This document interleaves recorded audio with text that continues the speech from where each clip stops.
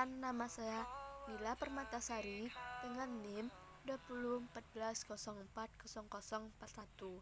Saya buat video ini untuk memenuhi tugas ketiga dari mata pelajaran Matematika Diskrit yang dosen pengampunya adalah Ibu Nita Putri Utami MPD. Di sini saya akan menjelaskan 12 materi. Yang pertama itu tentang relasi rekursif. Yang kedua tentang konsep dasar proses. Yang ketiga tentang lattice. Yang keempat tentang boolean. Yang kelima tentang gerbang logika. Yang keenam tentang konsep dasar graf. Yang ketujuh tentang derajat titik. Yang kedelapan tentang pengajian dengan matrik. Yang kesembilan tentang lintasan terpendek. Yang ke-10 tentang algoritma Dijkstra. Yang ke-11 tentang pohon. Yang ke-12 tentang pohon rentang. Pertama yaitu tentang relasi rekursif. Relasi rekursif atau RR adalah persamaan yang secara rekursif menentukan barisan di mana suku berikutnya merupakan fungsi dari suku-suku sebelumnya. Suatu RR terdiri dari dua bagian, yaitu kondisi awal dan rekursif, yang dimana A1 sama dengan 1, H2 sama dengan 2, yang disebut dengan kondisi awal dari RR. Dalam hal ini ada dua kondisi awal. Untuk AN sama dengan AN dikurang 1 ditambah AN dikurang 2, N lebih besar 3 disebut bagian rekursif dari RR. Misalnya, identifikasilah banyak kondisi awal dan bagian rekursif dari RR berikut ini. Yang mana A1 sama dengan 10, A2 sama dengan 18, A3 sama dengan 70, AN dikurang 3, AN kurang 1 dikurang 4, AN dikurang 2 ditambah 12, AN dikurang 3 sama dengan 0, N lebih besar sama 4. Penjelasannya, ada tiga kondisi awal, yaitu yang pertama A1 sama dengan 10, A2 sama dengan 18, A3 sama dengan 70. Sedangkan untuk bagian rekursifnya, yaitu AN dikurang 3, AN dikurang 1 dikurang 4, AN dikurang 2 ditambah 12, AN dikurang 3 sama dengan 0, N lebih besar sama 4. Selanjutnya yaitu tentang relasi rekursif linier. Bentuk umum bagian rekursif dari RR linier berderajat berbentuk AN ditambah H1N, AN dikurang 1 ditambah H2N, AN dikurang 2 ditambah titik-titik ditambah angka N, AN ditambah K sama dengan Fn.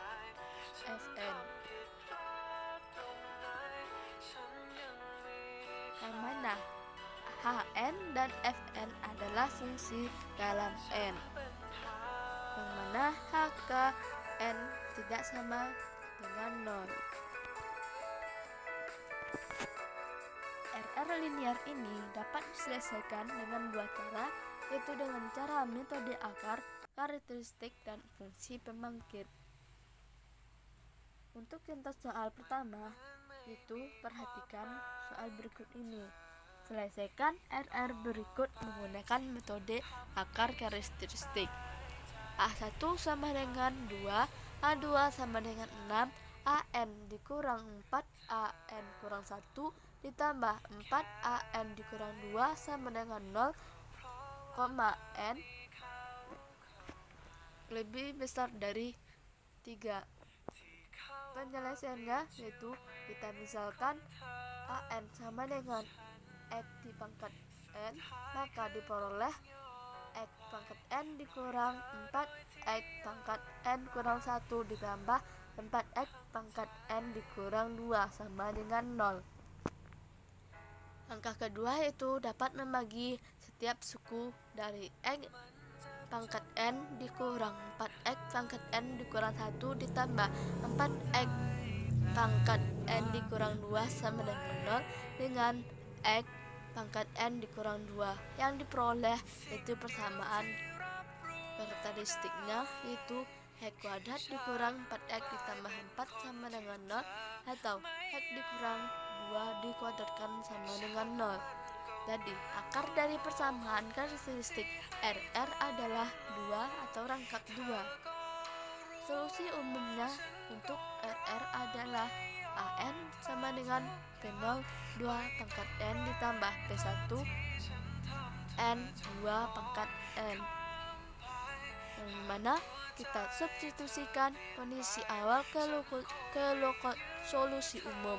Yang diperoleh yaitu A1 sama dengan P0 2 pangkat 1 ditambah P1 kali 1 kali 2 pangkat 1 sama dengan 2.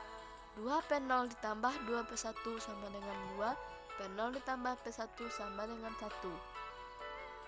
Untuk A2 sama dengan P0 2 pangkat 2 ditambah P1 dikali 2 kali 2 pangkat 2 sama dengan 6. 4P0 ditambah 8P1 sama dengan 6.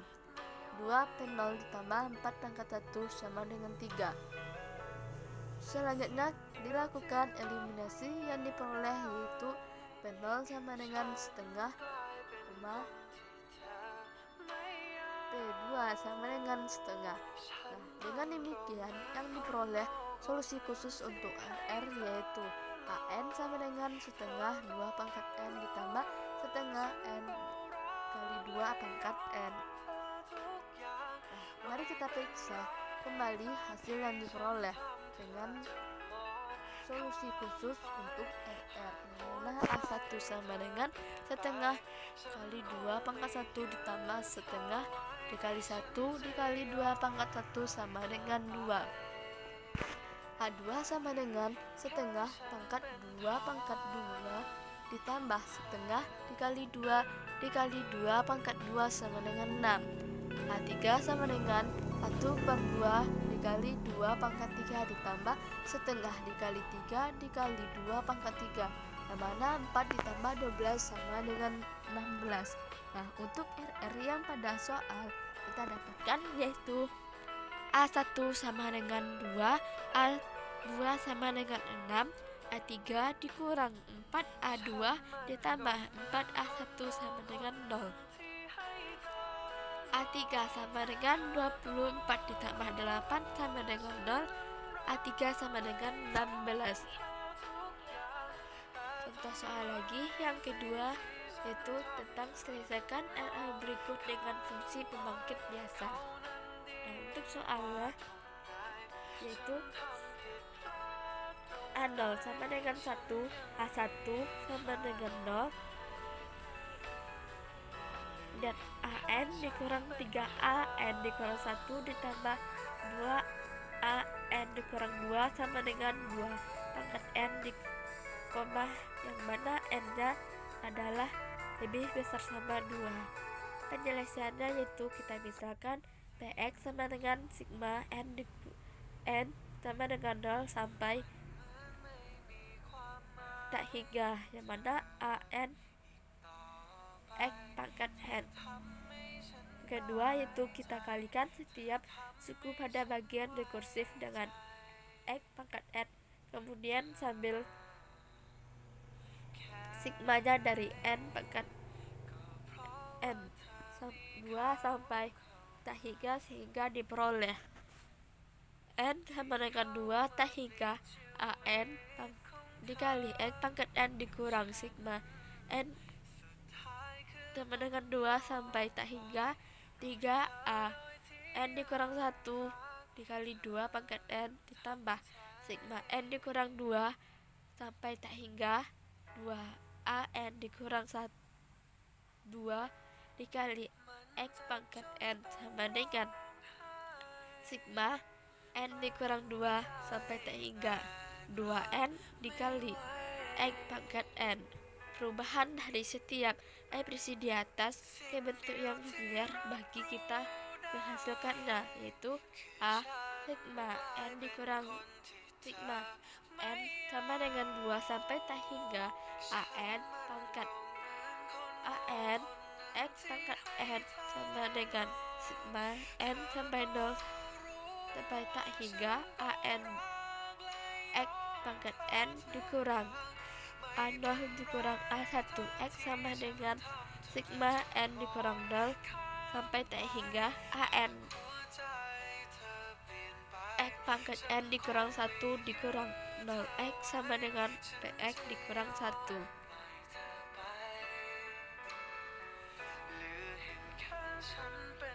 Untuk yang B nya kita bisa lihat yaitu sigma N sama dengan 2 sampai T hingga 3 A N dikurang 1 pangkat X dikali X pangkat N sama dengan 3X sigma N dikurang 2 sampai T hingga A N dikurang 1 X N kurang 1 sama dengan 3X sigma N dikurang X sama dengan N sama dengan 2 sampai T hingga AN dikurang 1 X N dikurang 1 dikurang A0 sama dengan 3X PX kurang 1 sama dengan 3X PX dikurang 3X. Untuk yang C, sigma N dikurang 2 sampai T hingga 2 AN dikurang 2 X pangkat N sama dengan 2X kuadrat sigma N dikurang X sigma N sama dengan 2 sampai tak hingga AN dikurang 2 X N dikurang 2 sama dengan 2X kuadrat PX. Untuk yang D, sigma N dikurang 2 sampai T hingga 2 pangkat N dikali X pangkat N sama dengan sigma N sama dengan 2 T hingga 2 pangkat N kali X pangkat N dikurang 2 pangkat 0 A0 dikurang 2 pangkat 1 A1 sama dengan sigma 2 AN X pangkat N dikurang 1 dikurang 2X sama dengan 1 per 1 per dikurang 2X 1 dikurang 2X sama dengan 4X kuadrat dikurang 1 2AX. Setelah itu persamaan kita peroleh ini. Selanjutnya setelah penyelesaian SPL diperoleh A sama dengan 7, B sama dengan 2 dan C sama dengan 6 sehingga hasilnya yaitu solusi untuk RR nya adalah AN sama dengan 2N dikurang 5 kali 2 pangkat N ditambah 6. Contoh soalnya atau latihan pertama yaitu tentukan solusi khusus dari relasi rekursi yang mana AN sama dengan 5AN dikurang 1 dikurang 6AN dikurang 2 dengan A0 dengan 1 dan A1 sama dengan 0. Soal yang kedua itu tentukan solusi khusus dari relasi rekursi AN sama dengan 6AN kurang 1 dikurang 11AN dikurang 2 ditambah 6AN dikurang 3 dengan A0 sama dengan 2, A1 sama dengan 5 dan A2 sama dengan 15. Yang ketiga itu tentukan solusi umum dari relasi rekursi di bawah ini. A N tambah 1 sama dengan 2 N up N ditambah N dikali N dikurang 1 dikali A N dikurang 1. Materi yang kedua itu tentang konsep dasar poset. Definisi dari konsep dasar poset yaitu poset adalah suatu relasi biner yang dinamakan sebagai suatu relasi pengurutan tak terlengkap atau relasi pengurutan parsial atau partial ordering relation, dan jika ia bersifat relatif, antisimetris, dan transitif. Diagram Hasse yaitu suatu relasi biner dari himpunan A ke himpunan B dapat dijadikan dalam bentuk grafik maupun tabel. Contoh dari konsep dasar poset yaitu 1. Misalkan A sama dengan 1,2, 3, 4, 6, 8, 9, 12, 14, 24 dalam urutan dengan relasi X membagi Y. Penjelasannya diagram diberikan, kita lihat pada diagram tersebut ini. Latihan 1. Misal B sama dengan A, B, C, D, E. Mana gambar diagramnya yang definisikan satu urut parsial. Pada B dengan cara alfabetis. Jadi D lebih kecil dari B, D lebih kecil dari A, E lebih kecil dari A, dan tersebutnya. Untuk nomor 2, diagram satu himpunan urut linier yang hingga yaitu satu chain hingga yang terdiri dari sebuah part yang sederhana. Seperti contoh pada gambar yang berikut menunjukkan diagram dari satu chain dengan 5 elemen. 3. Misalkan X sama dengan 2,5, 10, 20, 40, 100. Definisikan XY sebagai Y habis dibagi N.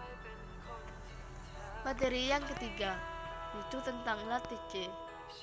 Definisi dari latih C, sebuah latih C adalah sebuah poset yang mana L,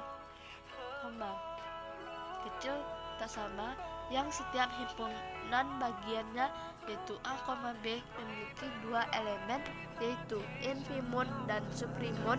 Suatu poset A yang disebut dengan latih C jika dan hanya jika A infimum B sama dengan infimum A, B dan A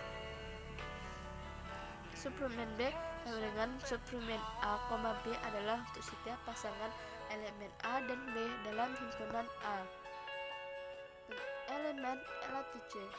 Elemen latih C, misalkan kita satu latih C di mana 0 adalah elemen terkecil dari L dan I adalah elemen terbesar dari L. Jika A elemen L, maka A disebut mid-reducible wave jika A sama dengan X. Infimum Y mengakibatkan A sama dengan X atau A sama dengan Y. B. A disebut joint irreducible jika A sama dengan X. Suplemen B mengakibatkan A sama dengan X atau A sama dengan Y. C. A disebut atom jika A adalah joint irreducible dan A isosor irreducible dari 0. Dan D adalah A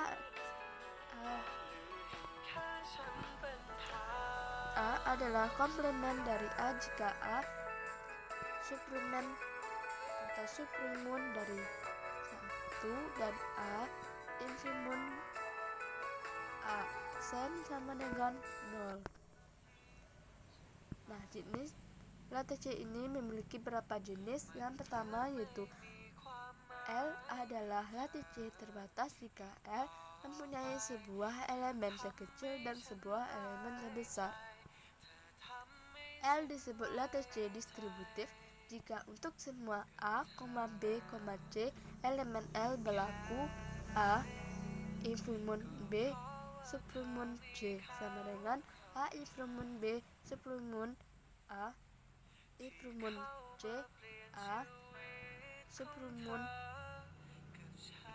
B infimum C sama dengan A infimum B suplemum A infimum C. N yang disebut dengan latih C komplit jika L terbatas dan semua elemen di L mempunyai komplement.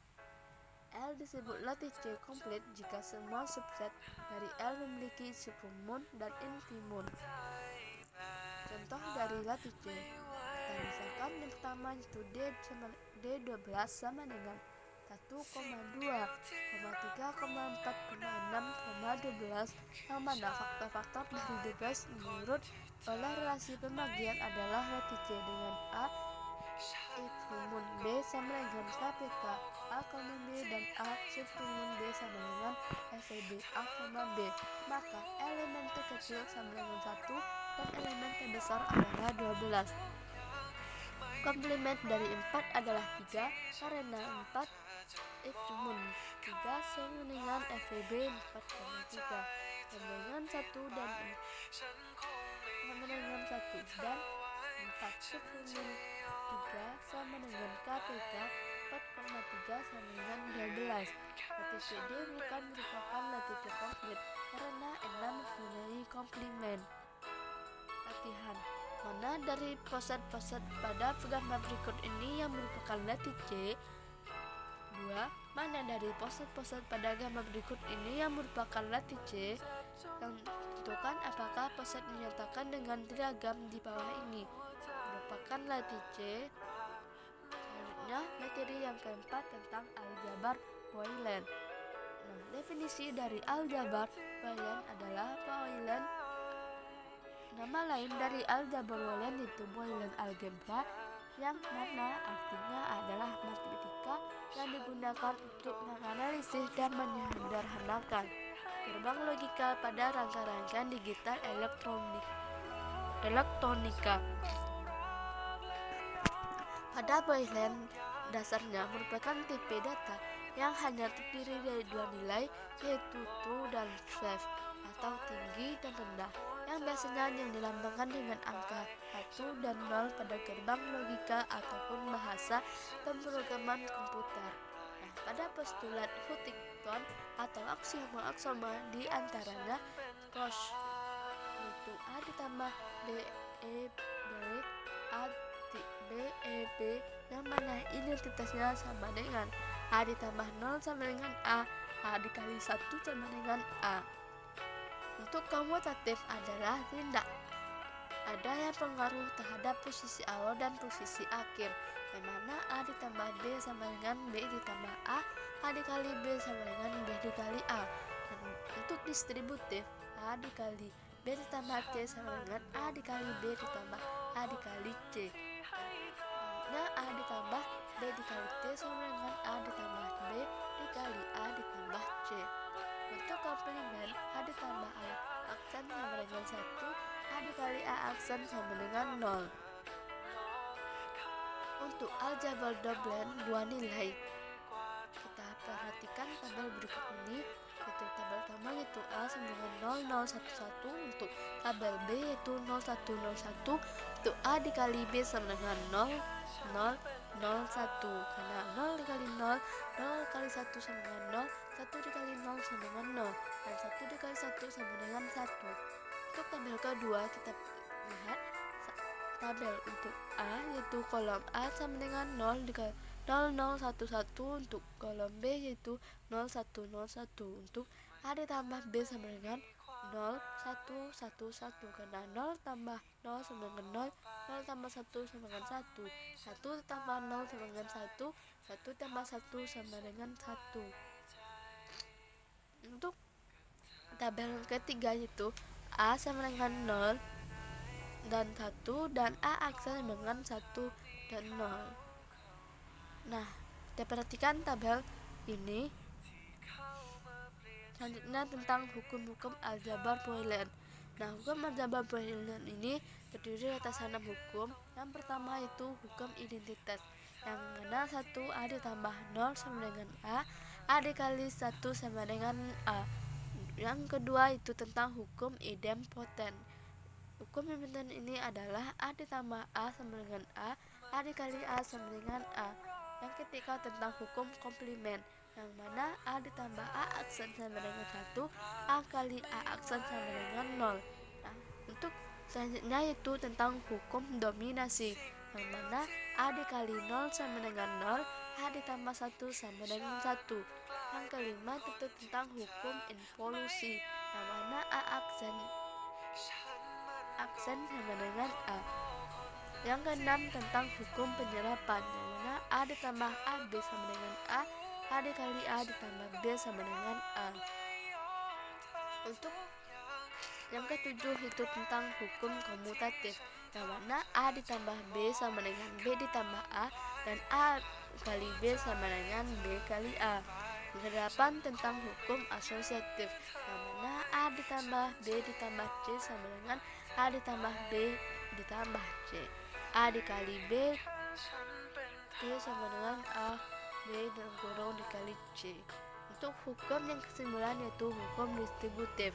Nah, hukum distribusi ini yang menunjukkan yaitu A ditambah B, C sama dengan A ditambah B dikali A ditambah C.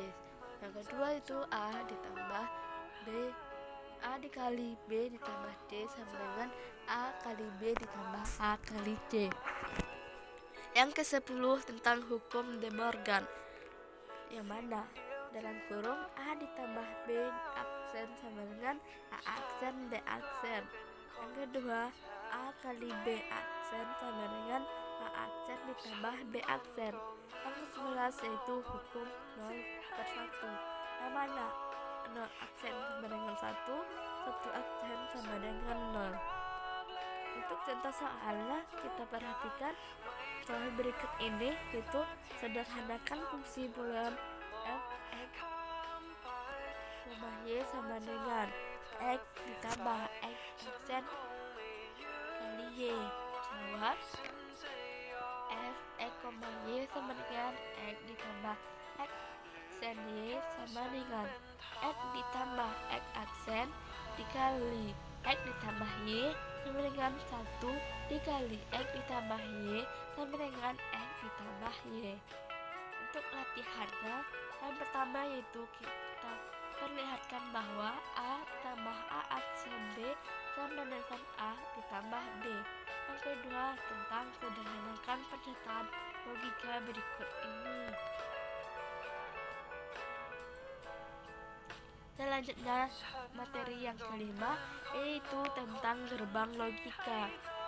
Gerbang logika ini yang mana definisinya itu tentang gerbang logika yang disebut logika tes, yang merupakan rangkaian dengan satu atau sinyal masukan yaitu input, tetapi hanya menghasilkan satu sinyal keluaran yaitu output. Nah, gerbang dinyatakan dengan dua keadaan. Yang pertama itu tegangan tinggi atau logika tinggi atau high logic atau logika 1. Yang kedua itu tegangan rendah atau logika rendah atau low logic atau logika 0. Macam-macam dari gerbang logika yaitu 1 AND, yang kedua OR, yang ketiga NOT, yang keempat NOT, yang kelima itu NAR, yang keenam yaitu X dikurang OR, yang ketujuh itu N dikurang NOR. Contoh soal dari gerbang logika: 1. F sama dengan A ditambah B dikali C. Yang mana penyelesaian itu kita lihat pada gambar berikut ini, yaitu ada A, B, C, F. Nah, di sini ada tabel, yang mana di tabel ini terdapat 1, 2, 3, 4, 5 baris dan ada 1, 2, 3, ada 9 kolom. Yang mana kolom A yang berisi 1, 1, 1, 0, 0, 0. Untuk B itu 1, 1, 0, 0, 1, 1, 0, 0. Untuk yang C itu 1, 0, 1, 0, 1, 0, 1, 0. Untuk B dikali C sama dengan 1, 0, 0, 0, 1, 0, 0, 0. Dan untuk F yaitu 1, 1, 1, 1, 0, 0, 0. Selanjutnya yaitu latihan tentang gerbang logika, yang mana soalnya yang pertama yaitu gambarkanlah untaian gerbang dan skalar untuk gerbang OR dan AND yang dinyatakan dengan persamaan Y sama dengan A ditambah B dikali C. Yang kedua yaitu 3 buah gerbang NAND yang dirangkai seperti gambar di bawah ini. Buatlah tabel kebenaran untai tersebut. Perhatikan untaian logika dengan 3 gerbang NAND. Yang ketiga yaitu tentang buatlah tabel kebenaran gerbang logika berikut ini. Perhatikan gambar berikut ini, ada A, B, sampai Y. Yang keenam yaitu tentang konsep dasar graf. Nah, di sini tentang konsep dasar graf yaitu definisinya yaitu tentang Secara matematis, graf definisikan sebagai pasangan himpunan F, E yang ditulis dengan notasi G sama dengan V, E yang di dalam hal ini V adalah himpunan tidak kosong dari simpul-simpul atau vertices atau mode, dan E adalah himpunan sisi edges atau arcs yang menghubungkan pasang simpul. Nah, konsep dasar graf ini memiliki beberapa jenis graf. Yang pertama, graf sederhana. Yang kedua, itu graf tak sederhana. Nah, konsep dasar graf ini memiliki terminologi graf, yaitu satu, bertetangga atau yang disebut dengan adjacent. Yang kedua itu bersisian yang disebut dengan incident. Yang ketiga itu tentang simpul terpencil atau isolated vertex. Yang keempat tentang graf kosong atau null grafi atau empty grafi. Yang kelima itu derajat atau degree. Yang keenam itu tentang lintasan atau path. Yang ketujuh tentang sirkuit atau circuit atau cyclochile. Yang kedelapan tentang terhubung atau connected. Yang kesembilan tentang operagraf atau supragraf, yang mana komplemennya yaitu operagraf. Yang kesepuluh itu operagraf yang merentang spanning supragraf. Yang kesebelas tentang truth set. Yang ke-11 tentang graf berbobot atau weighted graph.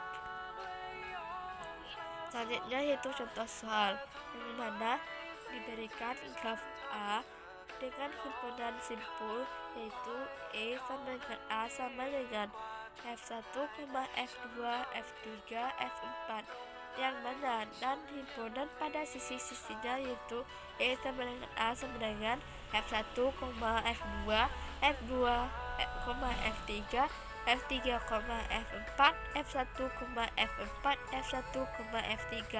Maka ilustrasi penggambaran grafik dari gambar tersebut adalah sebagai berikut. Perhatikan gambar, kita lihat V1, V2, V3, V4. V1 yang ditandai dengan tanda merah, V3 ditandai dengan hijau, sedangkan untuk V2 dan V3 dengan warna hitam. Untuk latihan, yaitu pertama itu tentang misalkan G adalah graf dengan barisan derajat, yang mana yaitu satu yang terdiri dari 4, 3, 2, 1. Tentukan banyaknya sisi di G dan gambarkanlah graf pada G. Yang kedua, yang mana soalnya yaitu apakah ada graf sederhana yang mempunyai barisan derajat 1,2, 3,4. Jika tidak, berikan alasannya kenapa. Yang ketiga, itu dalam sebuah pesta ada 5 orang yang saling berjabat tangan. Tiap orang hanya berjabat tangan 1 kali dengan orang lainnya.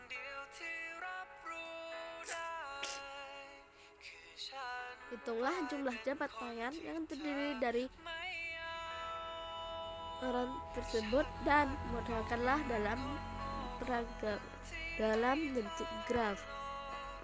Yang ketujuh atau materi ketujuh yaitu tentang derajat titik, yang mana definisi dari derajat titik yaitu derajat adalah suatu simpul pada graf yang tak berarah, yang mana jumlah sisinya yang bersisian dengan simpul tersebut, yang dinamakan notasi dari D dalam kurung V yang menyatakan graf simpul V. Nah, derajat ini memiliki beberapa macam.